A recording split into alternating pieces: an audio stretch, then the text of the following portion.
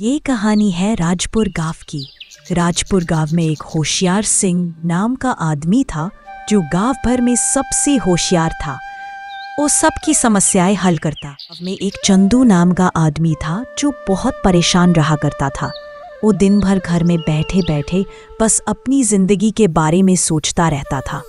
एक दिन चंदू ने अपने मन में सोच रहा था, तभी चंदू की माँ उसके पास आती है और चंदू से पूछती है, क्या हुआ चंदू, क्या सोच रहा है? कुछ नहीं माँ, बस इसे ही। अच्छा ठीक है, जा चंदू थोड़ा बाहर घूमा तो मन हल्का हो जाएगा। इतना कह के चंदू की माँ वहाँ से चली जाती है।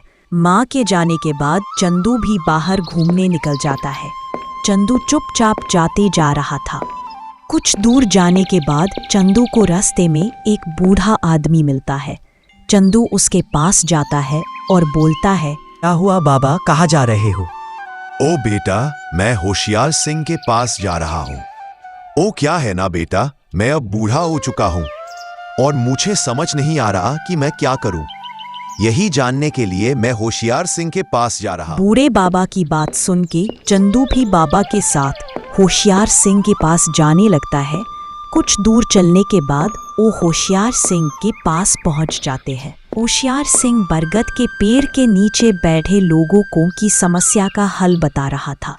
तभी चंदू और बूढ़े बाबा भी वहां आ पहुंचे। चंदू होशियार सिंह से अपनी समस्या के बारे में बोलता है। गुरुजी, मुझे समझ नहीं आ रहा कि मैं क्या करूं और क्या न करूं। गुरुजी, इस समस्या का समाधान करें। होशियार सिंह चंदू की बात सुन के चंदू को बोलता है, चंदू, इस समस्या के समाधान के लिए तुम्हें मेरे साथ चलना होगा। चंदू होशियार सिंह के साथ जाने लगता है। कुछ दूर चलने के बाद होशियार सिंह चंदू को नदी के पास ले आता है। होशियार सिंह चंदू को बोलता है, चंदू, तुम्हें इस नदी में क्या दिखाई दे रहा है?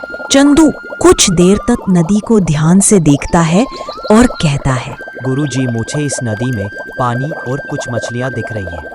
ठीक है चंदू, चलो अब दूसरे राह पर चंदू चलते हैं। और होशियार सिंह दोनों दूसरे राह पर चल देते हैं। कभी चंदू अपने मन में सोचता है, गुरुजी नदी दिखाकर क्या समझाना चाहते हैं? ये सोचते सोचते वो दूसरे राह तक पहुंच जाते हैं। इस बार होशियार सिंह चंदू को जंगल में लाता है और चंदू से बोलता है, तुम्हें इस जंगल में क्या दिखाई दे रहा है? गुरुजी, मुझे तो इस जंगल में बहुत सारे पेड़ और कुछ पंछियाँ दिख रहे हैं। अच्छा ठीक है चंदू, चलो अब वापस चलते हैं। चंदू और होशियार सिंह दोनों चलते जा रहे थे।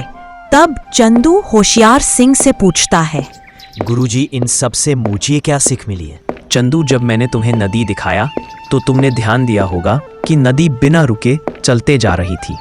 सेम उसी तरह इंसान को भी चलते समय के साथ आगे बढ़ते रहना चाहिए।